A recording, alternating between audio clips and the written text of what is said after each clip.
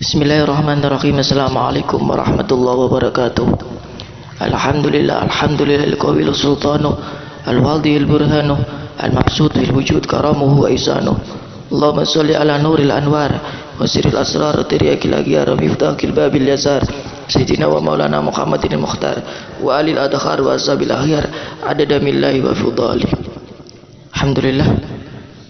Sekarang kali ini kita membahas biografi pendiri pondok pesantren dan majelis taklim Darut Tauhid Al-Hasaniyah, yaitu termasuk tapak tiras biografi guru kita besar, guru besar kita, yaitu Syekh Hina wa Murabbi Ruhina Muhammad Nasiruddin Qadir.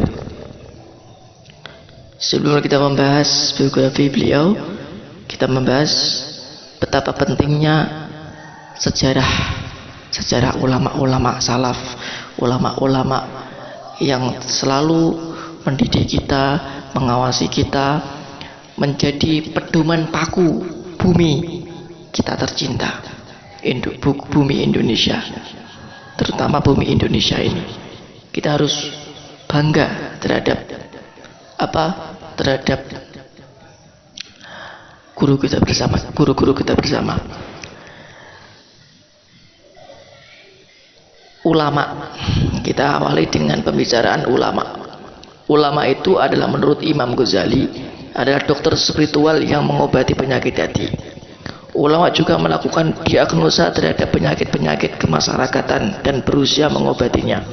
Kenyataannya jika telah mencapai derajat kearifan yang tinggi, ulama siap menampung segala tumpahan permasalahan masyarakat serta siap pula memberikan keteduhan kepada mereka. Ulama bagi masyarakat ibarat air telaga yang tenang dan menenangkan. Seperti ini halnya dokter klinis tidak akan dapat menjalankan tugasnya dengan baik jika dia sendiri sakit. Begitu pula ulama jika masih mengidap penyakit hati, dia akan mengalami kesulitan untuk mengobati penyakit masyarakatnya dengan maksimal.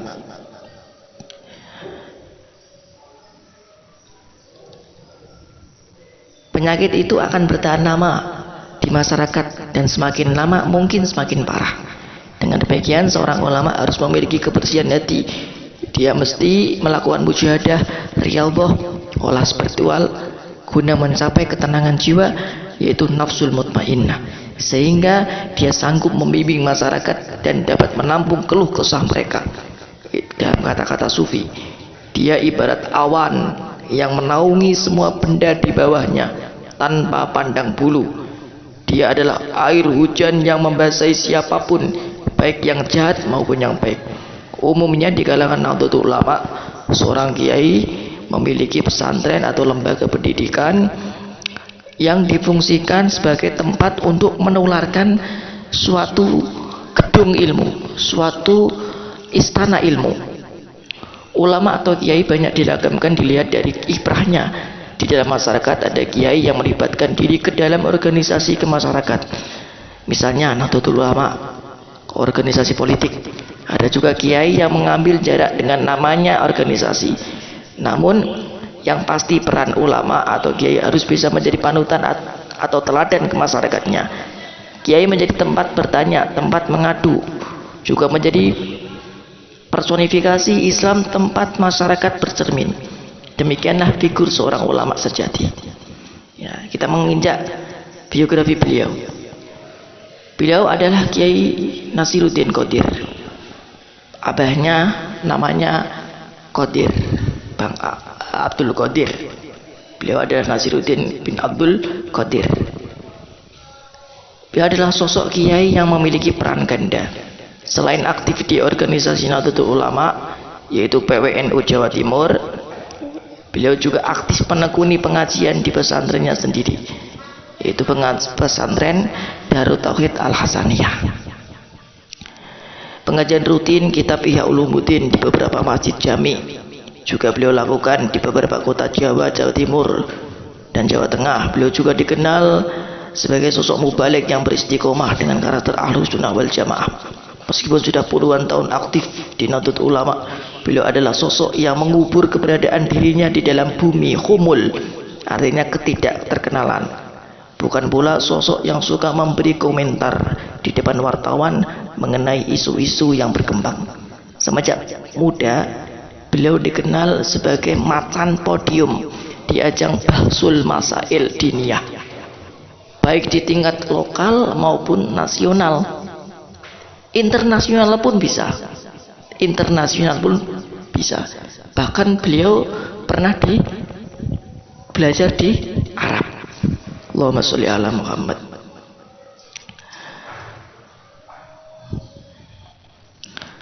Namun sejatinya beliau adalah sosok yang lebih mementingkan pembinaan para santri di pondoknya serta pembinaan masyarakat pada umumnya. Beliau adalah memang cukup unik. Kiai Naziruddin itu memang cukup unik. Sebenarnya beliau tergolong seorang agamawan yang ilmunya luas dan dalam, terutama di bidang ilmu alat, fikih, hadis, tasawuf, serta syair. Tetapi kepakaran beliau ini terselubung oleh sifat khumul, suka dengan ketidakterkenalan. Meski begitu, banyak santri dan masyarakat yang antusias mengaji kepada beliau. Pengajian yang selalu dijadikan wiridan selama berpuluh-puluhan tahun adalah kitab karangan Al-Imam Ghazali, yaitu kitab Ihya Ulumuddin. Setelah jamaah subuh itu, kitab Ihya Ulumuddin itu dikaji pada setelah jamaah subuh di dalam beliau. Pengajian masyarakat majelis taklim rutin setiap malam Selasa dan malam Jumat digelar di pondoknya dengan kitab Tafsir Jalalain dan kitab Tafsir dan kitab Al-Mukhtar min Kalamil Akhyar karangan Al-Imam As-Sayyid Muhammad bin Alawi Al-Maliki Al-Hasan Al-Makki. Itu dihadiri ratusan orang yang meluber hingga di serambi musola, serambi majelis taklim. Meski tidak ada fasilitas apa-apa, masyarakat tetap setia datang mengaji karena tujuan mereka terutama adalah mengambil barokah dari beliau. Kiai Naziruddin juga ibarat buku yang terbuka yang bisa dibaca oleh siapa saja karena corak tasawuf yang dianutnya adalah tasawuf Ghazalian, seperti yang dianut umumnya kaum Sunni, bukan tasawuf falsafi yang dalam penampakan lahir di mata awam orangnya tidak lumrah. Kiai Naziruddin juga bukan seorang majidub, kiai yang berpelakuan ganjil, tidak. Dan dalam sehari-hari beliau menjalani syariat secara penuh. Cara hidupnya pun normal belaka. Tak ada yang aneh, pakaiannya pun cukup netis dan rapi. Itu kelebihan beliau, luar biasanya sekali. Kesederhanaan beliau itu luar biasa itu. Masa kecil beliau itu dilahirkan tepatnya di Desa Tangkir, Kecamatan Singgahan, Kabupaten Tuban, Jawa Timur. Beliau dilahir itu. Aslinya asli Sendang. Bertepatan dengan agresi militer Belanda kedua. Beliau lahir di sebuah rumah yang menyerupai gudang. Ketika ibunya sedang mengungsi akibat agresi militer Belanda, setelah beliau lahir dan kondisi aman, barulah kembali ke daerah asalnya, yaitu di Desa Sendang, Kecamatan Senori, Kabupaten Tuban. Beliau lahir dibesarkan oleh orang tuanya di sebuah rumah kuno yang terletak persis di sebelah sungai. Kalau sekarang itu damseng, buatan Belanda zaman dahulu. Sebuah rumah berukuran besar sekitar 10 kali 40 meter dan tinggi sekitar 4 meter lebih. Dindingnya terbuat dari papan kayu yang tebal, begitu pula pilarnya. Sedang pintunya yang tinggi mencapai 3 meter terbuat dari kayu pilihan yang matang dan tebal. Semuanya dari kayu pilihannya luar biasa, kayu zaman pilihan zaman dahulu. Allahumma sholli ala Muhammad. Kiai Naziruddin lahir kira-kira pada tahun 1950 Masehi. Ini berarti beliau lahir ketika pemerintahan kolonial Belanda melakukan agresi militer kedua. Agresi militer kedua yang dibantu oleh pasukan sekutu. Orang tua Kiai Naziruddin bernama Haji Abdul Qadir dan ibunya Hajah Suwaidah, seorang petani desa yang sederhana, tekun dan selalu mendidik serta mengarahkan anak-anaknya untuk selalu mencintai dan menimba ilmu agama. dari para kiai dan ulama. Kehidupan beliau sangat sederhana, bahkan bisa dikatakan sering dalam kondisi kekurangan. Jumlah saudara sebanyak 12 orang, yakni yang pertama Ibu Unsiah, kedua Ibu Nyai Royhanah, tepatnya di Karas, Sedan, Rembang. Kemudian Abdul Syakur itu wafat waktu masih kecil. Rofiah Hajah Makfiroh itu Hajah Siti Azizah Kebondarjo Jatirogo yang saat ini dijumpai oleh Pak Le Tomantu nih gue ya, Tomisanan. Kemudian Khairul Huda Masyudi wafat pada waktu masih kecil. Abdul Naim itu nama kecil beliau, kemudian dijuluki beliau Nasiruddin. Kemudian Ali Fatun wafat waktu masih kecil. Mahfud Mustamid dari Bojonegoro, dan Siti Halimah wafat pada masih kecil. 4 orang wafat ketika masih kecil. Namanya waktu masih kecil bukan Nasiruddin, tapi Mun'im, Abdul Mun'im. Mun'im tumbuh sebagai anak yang cerdas dan lincah, nakanya luar biasa. Itu tutur Hajah Makfiroh, kakak beliau Hajah Makfiroh.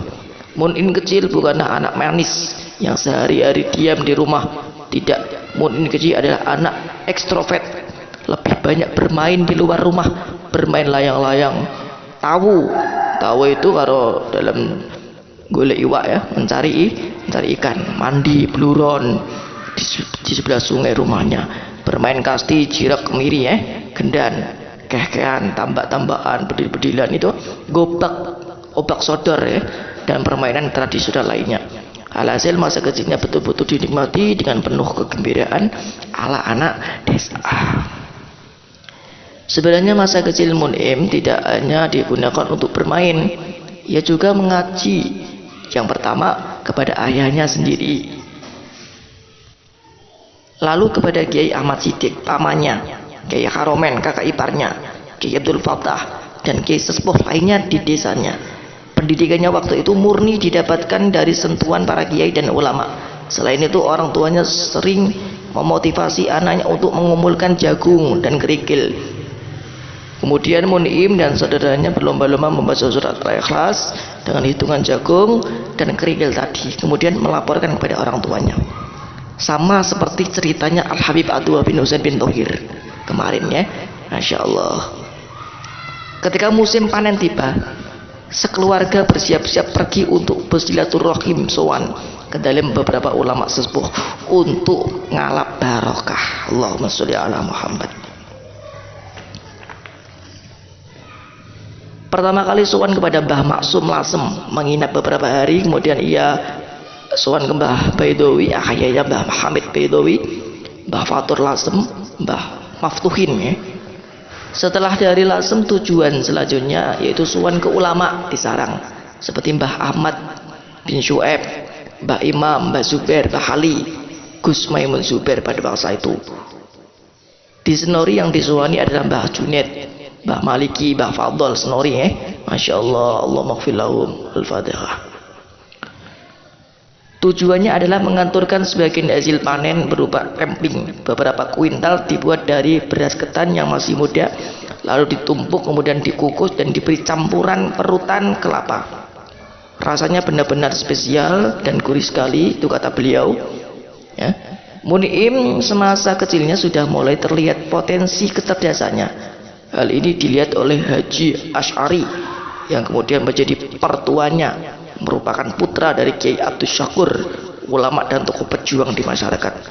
Haji Asy'ari terkenal sebagai seorang pemuda yang pemberani, dermawan, memiliki usaha tembakau dan rokok yang cukup besar. Penampilannya stylish dan memiliki teman dari berbagai kalangan. Walaupun wataknya terkenal keras, namun hatinya sangat tawadhu seperti sekarang ya. Masya Allah. Kalau Habib itu ada Habib yang lembut, ada Habib yang keras. Seperti itu wataknya baginda Nabi besar Muhammad itu terhadap kiai dan ulama. Hingga akhir hayat beliau pun ketika bersilaturahim di rumah seorang kiai, Mun'im akhirnya dijodohkan dengan putri beliau bernama Siti Khairiyah yang waktu itu masih berusia 13 tahun sebelum berangkat menimba ilmu di Mekah Al-Mukarramah. Allahumma sholli ala Muhammad. Itu kehidupan sekarang, kehidupan di pesantren beliau. Ketika orang tuanya mengantarkan kakaknya Khuluda yang mondok di sarang, Mun'im kecil yang waktu itu berusia 10 tahun ikut cerita, ikut serta maksudnya itu. Entah karena faktor apa tiba-tiba dia tertarik ingin mondok di sarang. Niat ini disampaikan kepada bapaknya. Mendengar hal itu sebenarnya hati kecil orang tuanya sangat khawatir, mengingat usianya masih kecil untuk tinggal di pondok. Alhasil keinginan untuk mondok di pesantren sarang pun dikabulkan oleh orang tuanya, tentunya dengan tanpa persiapan dan bekal seadanya. Padahal semenjak dari rumah, Mun'im sudah menaruh pakaiannya di dalam karung beras milik kakaknya, tapi tidak diketahui oleh siapapun. Pesantren sarang ketika itu terkenal dengan para ulama yang alim al-alamah, seperti Mbah Zubair Dahlan, Mbah Imam, Mbah Ahmad, Gus Maimun Zubair, dan kiai-kiai sepuh lainnya. Kiai-kiai ini diibaratkan sebagai tempat untuk menyepuhkan ilmu bagi para santri yang sebelumnya pernah mondok dari berbagai daerah di Indonesia. Pertama kali Mun'im mondok di pesantren MIS, kalau nggak tahu, kalau nggak salah sekarang Mahadul Ilmi Asyariah ya. Beliau itu selama mondok 10 tahun. Kemudian ikut mendirikan pesantren Al-Anwar sebagai panitia pembangunan yang diasuh oleh Al-Mukarramah Kiai Haji Maimun Zubair. Di pesantren Al-Anwar kurang lebih selama 4 tahun. Ketika berusia 17 tahun, Mun'im menjadi guru ustadz di madrasah sarang. Setiap bulan mendapatkan bisyarah untuk membiayai hidupnya. Saat itu titik tolaknya menjadi seorang remaja santri yang mandiri. Setelah itu melanjutkan mondok di Mekah Al-Mukarramah selama 5 tahun lebih. Sebelum berangkat ke Mekah, Mun'im sempat beberapa kali mengikuti pengajian keilatan dan pasangan 2 kali di Merangen Demak oleh Kiai Muslih dengan kitab Mizanul Kubra Asy'arani dan kitab Muhadzab Al-Imam Syafi'i. Kemudian ikut ke kataman kitab Sahih Muslim di bulan Jumadil Akhir di pesantren Poncol yang diasuh oleh Kiai Ahmad Asy'ari. Semangat ngaji beliau tumbuh semenjak dari kecil karena buah dari didikan kedua orang tuanya untuk selalu mencintai dan memuliakan kiai dan ulama. Cobaan besar yang dihadapi oleh Mun'im sebelum berangkat ke Mekah adalah kondisi ibunya yang sakit cukup parah. Mun'im dengan sabar dan telaten merawat dan melayani ibundanya yang sedang sakit. Hatinya benar-benar terasa berat untuk pergi meninggalkan ibundanya. Namun pikirannya Mun'im terbaca oleh ibundanya. Kamu harus tetap berangkat nak ke Mekah, tutur ibunya. Dengan niat dan tekad yang bulat, Mun'im berangkat ke Mekah dengan bekal seadanya dan tanpa ada motivasi dari saudara-saudaranya. Hatinya tetap tegar walaupun terkadang merasa kecil hati. Hanya niat lillahi kalimatillah, lillahi ta'ala yang menjadikan tetap bertahan. Ketika pesawat bersiap lepas landas, ada kabar bahwa ibundanya Hajah Suwaidah telah berpulang ke rahmatullah. Inna lillahi wa inna ilaihi raji'un. Hatinya benar-benar menjerit. Sejaji-jajinya, tangisannya pun tidak bisa terbendung. Tiada kata yang dipegang sesuai amanah ibunya. Harus tetap ke Mekah. Harus tetap ke Mekah, itu kata ibunya. Setelah tiba di Mekah, kesedihannya masih menyelimuti walaupun ditutup-tutupi. Guru-guru beliau termasuk guru Abu Yazid Muhammad bin Alawi Al-Maliki bisa melihat guratan kesedihan di wajahnya. Saya melihat walaupun jasadmu ada di Mekah, tapi jiwamu tidak berada di sini.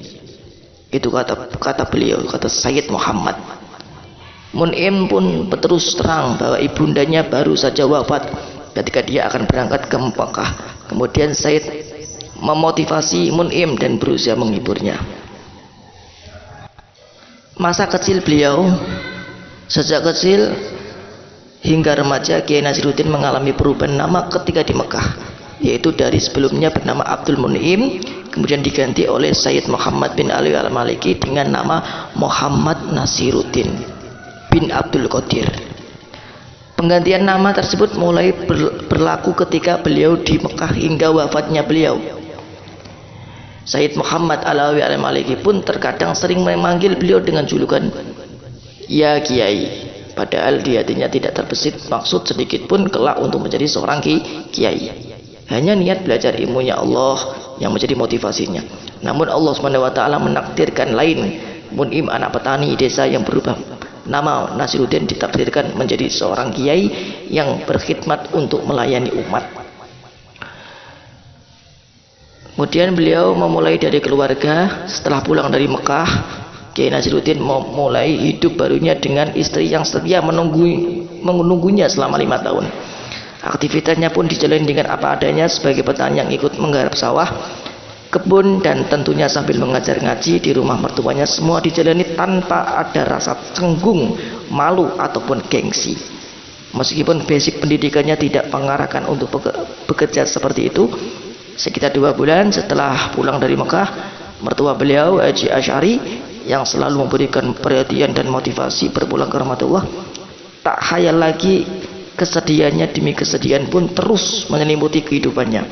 Adik iparnya yang masih kecil yatim berjumlah 7 orang dirawat dan dibesarkan hingga menjadi dewasa dan berkeluarga. Padahal pertengahan tahun 1980-an itu lahirlah putra pertamanya yang diberi nama Ahmad Huzam Gusmat. 2 tahun kemudian lahir putri yang diberi nama Laila. 2 tahun kemudian lahir putra yang diberi nama Muhammad Ilmi, disusul Hamnah, Ita Salwa, kemudian yang terakhir Tutya Manal Robiah, dan terakhir Muhammad Khullah Maimun yang sekarang masih menimba ilmu di Mekah, Said Ahmad. Ketujuh putra beliau selalu diarahkan untuk selalu taat kepada orang tua, kepada guru, belajar ilmu agama di pesantren, memuliakan para ulama, membesarkan pendidikan Islam. Saat ini putra terakhir beliau masih menyelesaikan pendidikannya di Makkah Al-Mukarramah, yaitu Sayyid Ahmad bin Muhammad Alawi Al-Maliki, putranya Sayyid Muhammad. Masya Allah, sama-sama berjuang di sana. Allahumma sholli ala Muhammad. Putra pertama Kiai Ahmad Huzam menikah dengan Neng Nurul Istimah Khotmi dari Magelang.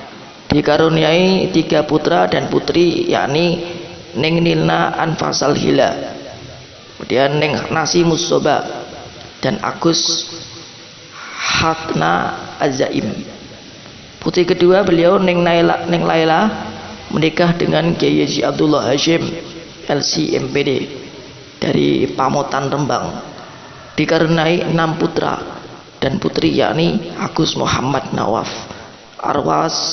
Arwa Inas Syarha, Karin Hayati Izzati, Agus Labib Naufal An-Nakib, Agus Muhammad Fawas, dan Agus Muhammad Abdurrahman.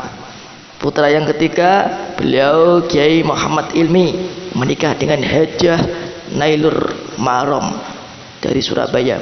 Dikaruniai 4 putra dan putri, yakni Agus Muhammad Emdad Badra Sokrowi, Neng Naila Suwaidah Hajar, Neng Ahsanti Raudhatul Jannah, Neng Sayyidah Aisyah.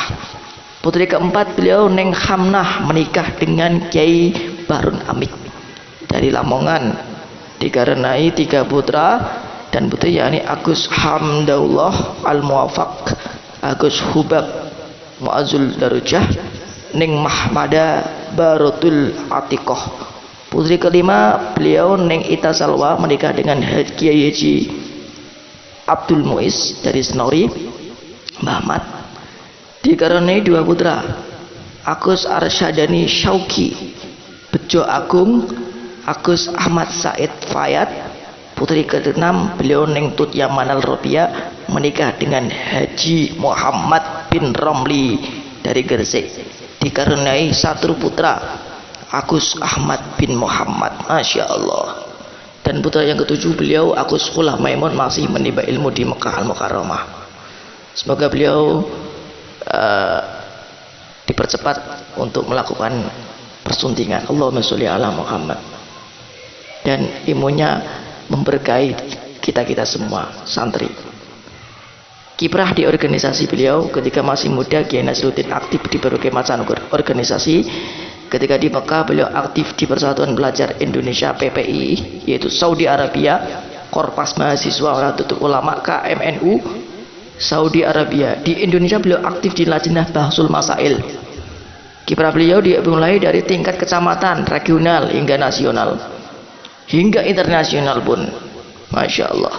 Kemudian menjadi Rais Suriah PCNU Senori Banghilan Kabupaten Tuban, Wakil Rais Suriah Jawa Timur pada tahun 1985 sampai 1986, menjadi tim 9 Nahdlatul Ulama perumus Tajdid Nahdiyah bersama Kiai Haji Sahal Mahfud dan Kiai Haji Abdurrahman Wahid Gus Dur pada tahun 1986-an. Pada tahun 1997 hingga 2009 beliau aktif di 3 periode sebagai anggota legislatif di Dewan Perwakilan Rakyat DPR, khususnya di Kabupaten wilayah Tuban. Kesibukan beliau tidak mengurangi peran beliau sebagai pengasuh di Yayasan Pondok Pesantren Darut Tauhid Al Hasaniyah Sendang Senori Tuban. Wafat beliau pada tanggal 28 Juli 2017 Masehi, bertepatan pada tanggal 5 Dzulqa'dah 1438 Hijriah. Kiai Haji Muhammad Nasruddin Qadir pulang ke rahmatullah, ya, itu pada tahun itu pada hari Sabtu enggak salah ya, pada hari Sabtu. Sang murabi menyulut obor pendidikan pondok pesantren dan majelis taklim Darut Tauhid Al Hasanah telah berpulang ke rahmatullah. Innalillahi wa inna ilaihi rajiun. Allahumma sholli ala Muhammad. Semoga keturunan-keturunan beliau dipermudah setiap langkah perjuangan beliau. Setiap melakukan perjuangan beliau, meneruskan perjuangan, berjuang di agamanya Allah dipermudah oleh Allah Subhanahu wa taala. Allahumma sholli ala Muhammad. Semoga biografi ini bermanfaat. Terima kasih atas intervensinya. Assalamualaikum warahmatullahi wabarakatuh.